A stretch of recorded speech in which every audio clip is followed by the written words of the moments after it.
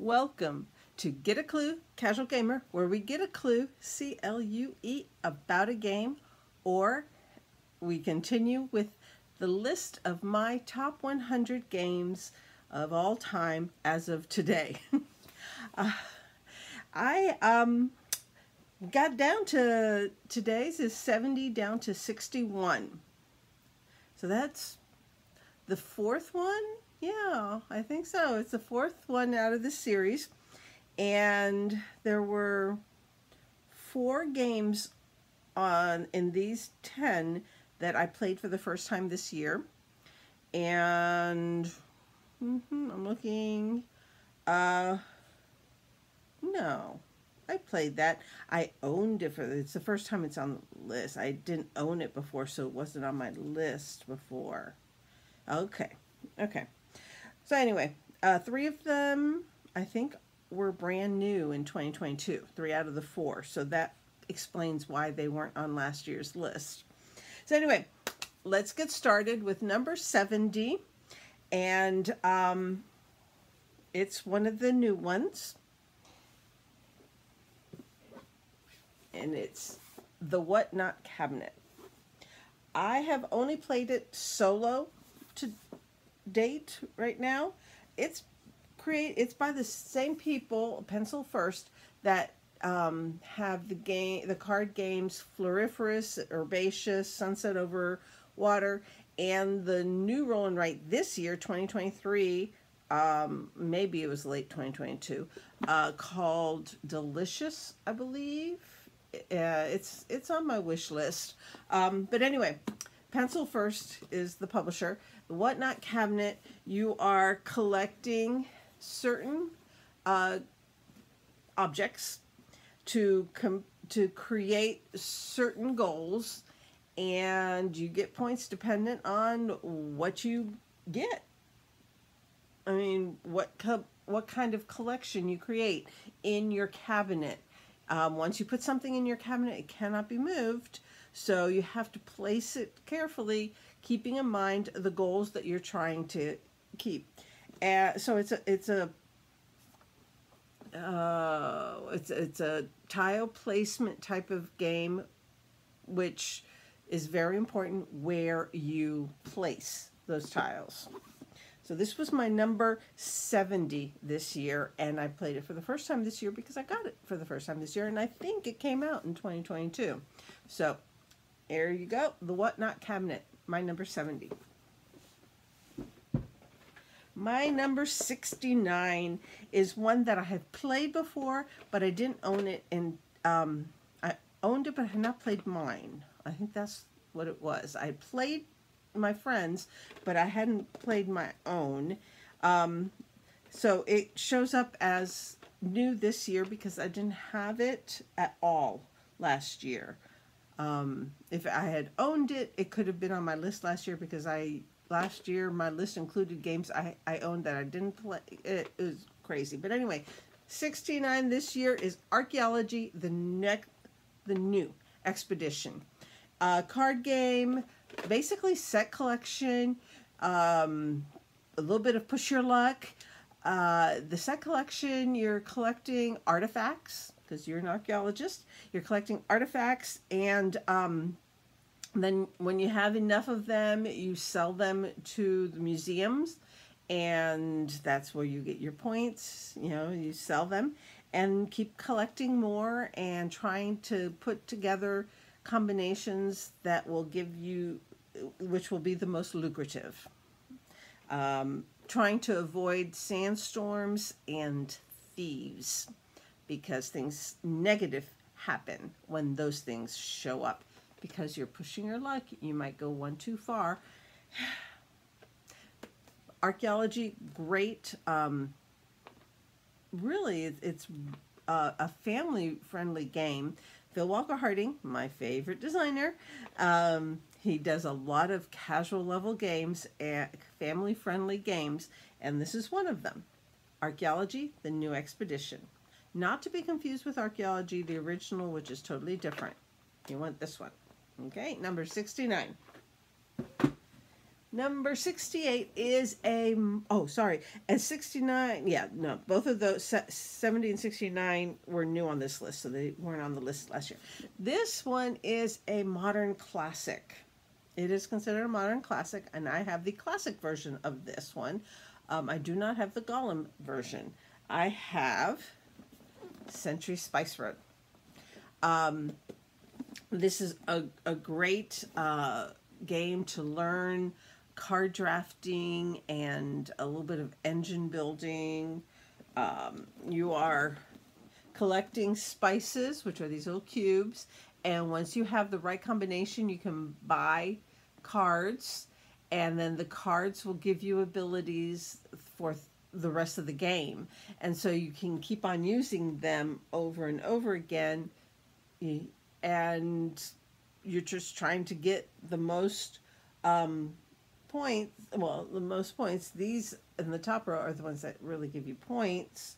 But yeah, you're picking from the lower one, and you're buying ones that are worth points. You collect, you buy, you collect. That's basically it for Century Spice Road. It's been around for a while now. It has, this is the, like I say, the traditional one. And then there's a Golem version, Century Golem. And then in this vein, there's two more games that came after it. Century, and I don't remember them because I don't have them and I don't play them. But there are 3 in the series, and technically you can mash them together and make a much more complicated game if you want. And also all 3 of them have a Golem version. So if you prefer the Golem look, go for them. But Century Spice Road is just one of those good modern classics. It's been around for a while. It's a great entry-level game to start people off in the hobby. So yeah, it is my 68 Century Spice Road. My 67 is another one that's been around and is a great game for 3 to 7 players, and it's No Thanks. All it is a bunch of numbers. I believe 33 is the highest it goes, and everyone gets a few of these little chips. You flip over a card if it's your turn. If you either take it or say no thanks and put one of your chips on it. And it goes around the circle until somebody finally takes it and all the chips that have accumulated on it. Basically, that's the game. But to win, you have to have the lowest score. And the lowest score, of course, will come from what cards you pick up. If you make a run of numbers, only the lowest number in that run counts. So all the others are free. So that's kind of one of those things that you're trying. If you end up with a 33, you really want to try and get the 32 and the 31 and the 30, because then if you have the 30, 31, 32, 33, it's only 30 points. But if you have a 33, it's 33 points. You want to try and get groupings, runs, so the lowest number is the only one that has to be counted out of that whole run. That's a little, that's part of the strategy of No Thanks. Very easy game. All you're doing is saying no thanks and putting a chip on, or taking it and place it in front of you, and now that's points for you, or points against you, actually. So that is No Thanks. Very easy game, and inexpensive as well. This is the higher end version. You can get one in just a little cardboard thing with cardboard chips. This has like plastic chips, but yeah, you can get that other one for like 10 bucks. It's really inexpensive game. No Thanks, my number 67.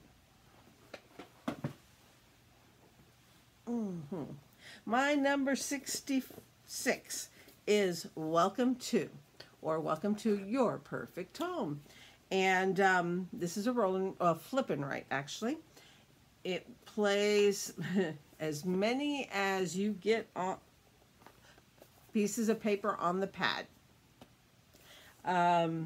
Here you are using cards that are flipped either for the well, with a combination of, you'll have 3 numbers and 3 added aspects. You have to pick one of the numbers and place it on your paper, somewhere on your paper. You don't have to use the action card, but usually you do want to use it because most of them will give you points. So yeah, you will want to use it, and you don't have to take the number next to the action. You can take this number and this action, or maybe not. No. I'm so used to playing the solo mode.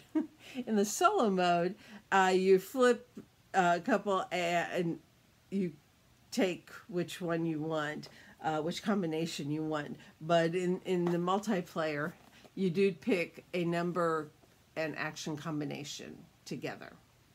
I'm going to teach you it wrong. Anyway, and that the only stipulation when it comes to numbering the houses on your 3 streets is that they need to go in ascending order. They don't need to be consecutive ascending order, but they do need to be ascending order. And so you're going to be making little neighborhoods, split up these roads into little groups to comply with goals that you're trying to get points. But, you know, let's say you start here, you have a 2 here, and then a 3, and then a 5, and a 6, and an 8, and as long as it's consecutive, but the highest number is 15. So you have to make sure that you're not going to cut yourself out by not being able to finish. You have to throw away some points. But that's all it is basically filling in street numbers for your houses, checking off parks or pools, or the realtor thing, which increases the value of certain neighborhoods. It's just complicated enough to give you some choices without being hard, too complicated. It's really not bad at all, and I really enjoy it. I have all of the different alliterations that have come out for this. In fact, I think they're all in that drawer right there.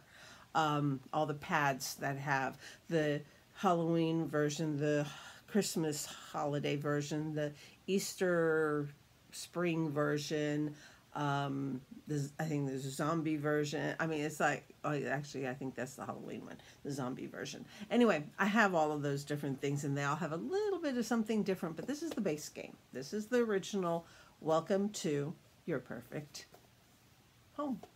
And that is my number 66. Okay, my number 65 is, I think I would consider it, a modern classic as well. Corkle. Corkle is these kind of blocks, wooden blocks, unless you get the travel version. The travel one is a little pouch like this, and they're little kind of like foam blocks. But these are about this big, and all you're doing is creating rows of all the same color, but all different designs, and there are 6 designs and 6 colors. Or you can do the same design, all different colors. So you can't have duplicate of a pattern in the same row, and you can't have a duplicate of the same color in the same row. But as long as it can be just 2, or it can be 3. If you can add to rows, kind of like Scrabble, you can add to rows, and you end up with a pretty good looking spread out way of playing it. It's I think of it as a cross between dominoes and Scrabble, and it's shapes. There's all the 6 shapes, all in red, and then here's all the, well, there's 5 of the colors. We still need a green for that row. Anyway, so that is Corkle, a very comfortable, easy, and good chunky pieces as well. So that makes it good. It's great when you can play outdoors because it's not going to blow away, that's for sure. All you need is a table, Corkle, or a flat surface of some sort. My number 65. My number 64, oh, you know what? I haven't been telling you what all of these are. Century Spice Road last year was 25. This year was 68. No Thanks last year was 18, and this year is 67. So they moved back, but I've had them for several years, so I played them much less this year, and many new games entered the list this year. Welcome to was my number is my number 66 this year. It was my 63 last year, so it really has not moved at all. Corkle moved quite a bit, from 5 to 65. And I think it's just because I've played it quite a few times. I love playing it. I will never say no to playing it. But I've got so many other games as well. So things have to shift around a little bit. Maybe some of the the newer ones will lose some of their shine this year or next, and it'll move back up again because it's a great game.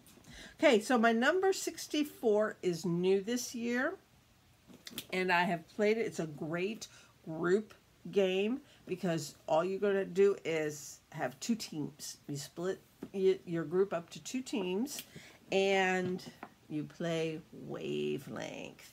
Wavelength has a great table presence because when you open up the box, you have this contraption, which looks like this, and it's a hard plastic. This lever opens up. Here we go. It opens up. This dials around so that you can move this little anywhere in this range, and hidden behind this the green plastic is a scoring opportunity. If you get right in the middle, it's 4 points, 3 points, 2 points. And there's questions in there, a numerical question. So the answer is always a number. Or no. No. What it is, I have so many games. And I just played this last month. Okay, so what happens is you get a question or a word, a card that has the opposite extremes, like hot and cold. And so you swirl around the hidden part so everyone doesn't know where it landed, but the person who's will open it up and see where the 4, 3, 2 area is, reclose it, and then give a clue to his or her teammates, trying to get them to put the little red marker exactly where those high points are. And then the other team has the option of saying, I think it's further to the left or further to the right. And so if they're correct, they get a point as well. So we'll see. It's basically, it plays like a game show, really. It's kind of like if you want a kind of a presence of a game show atmosphere, Wavelength is great for that. And you don't have to be, it's not trivia. It's literally coming up with, it's like delicious,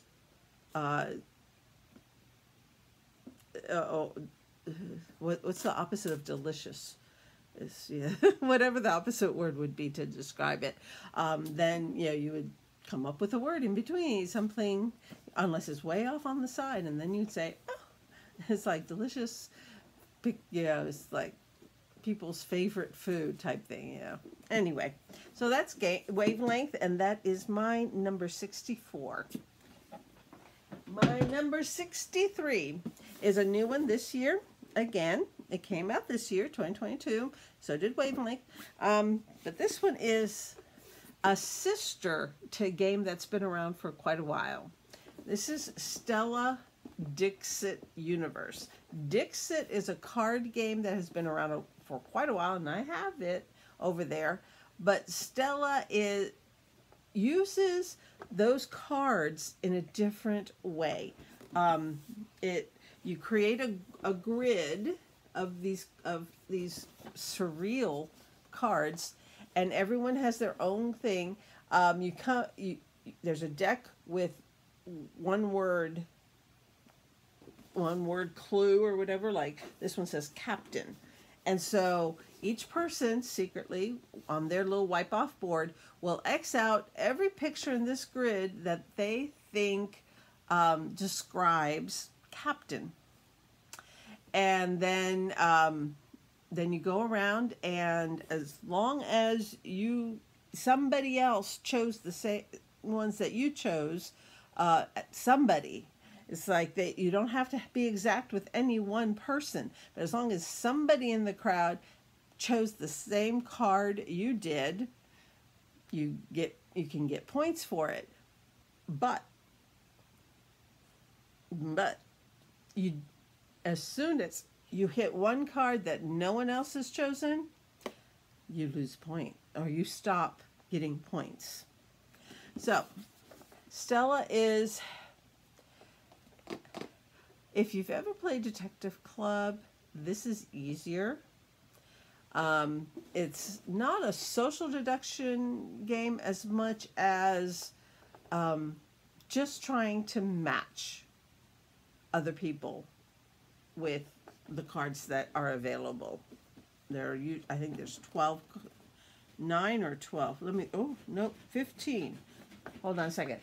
Aggie, no. She's staring me down. She was digging into the carpet in the closet. So anyway, but Stella is a wonderful game. It's a very good entry-level game. And it's really even a little easier than Dixit, maybe. In some ways it is. So that is my number 63. Stella just came out this past year. My 62, I grabbed my small box of it because I have a big box of it over there, but I didn't want to take all the boxes on top of it off. So my number 62 is Telestrations. This is a 6-player version. I have the party version right here, which is the 12-player version. The more the merrier. I'm telling you, 6 is minimum. You don't want to have less than 6. This is really a great game for large crowds. It's my number 62. I love it. It's kind of like a cross between Pictionary and telephone. You play the Pictionary where you draw pictures of the word you're trying to get people to guess, and telephone where you whisper in people's ears, down the line, and by the end it says something totally different than what the first person was saying. Well, that's similar to Telestrations. Before this came out, there was a game called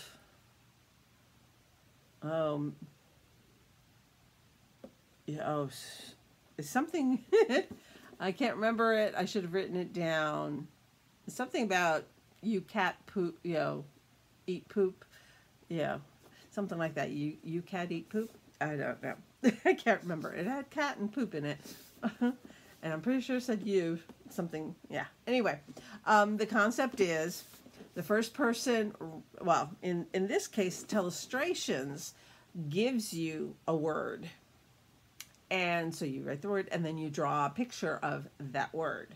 And then you pass your little flip booklet to the next person, and they see your picture, and on the next page, write what they think that picture is saying. What is that picture of?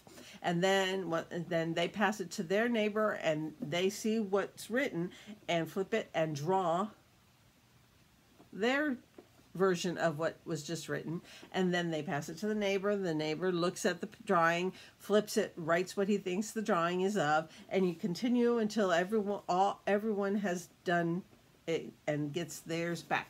to them. And then the fun part, when you each take turns showing how yours changed throughout the game. Excuse me. Excuse me.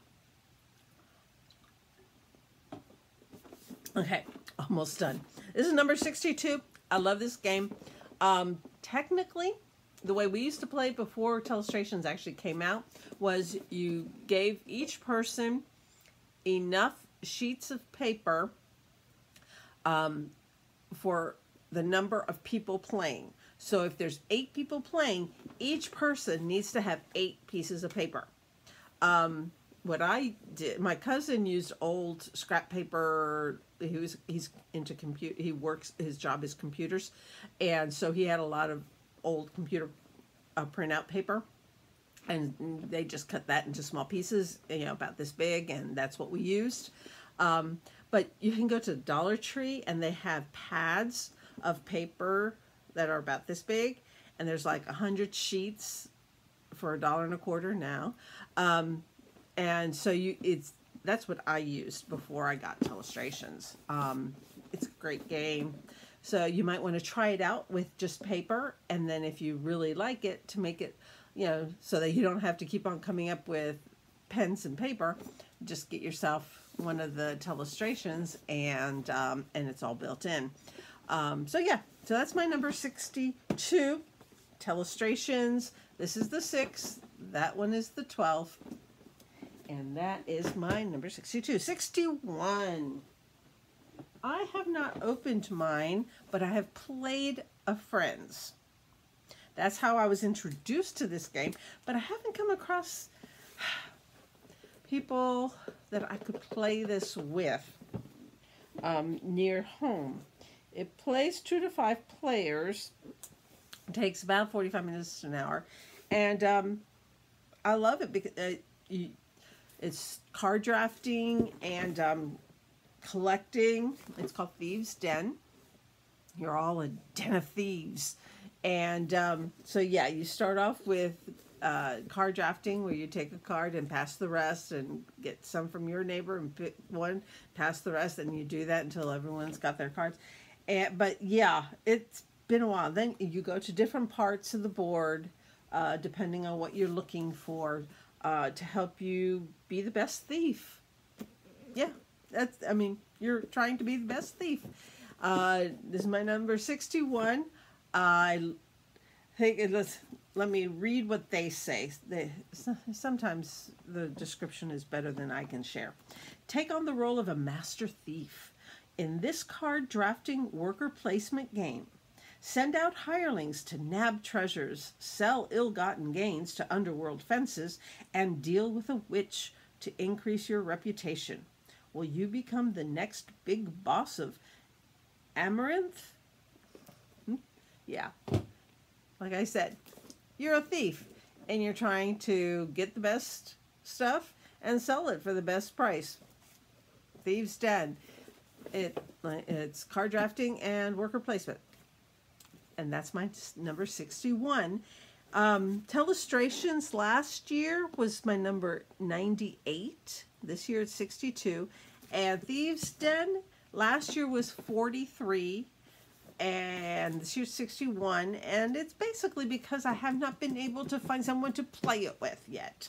Because it needs to be several people. It needs to be it says 2, but it really would be better with at least 3 players. I played with 4. I believe it was 4 of us. I don't think it was 5, and it wasn't 3. So I'm pretty sure it was 4 of us. It's a great game. My number 61, Thieves' Den. You might want to check it out. And that, my friends, is my 70 to 61 list of my top 100. Until next time, happy gaming. God bless you and your family. And I'll see you soon. Bye.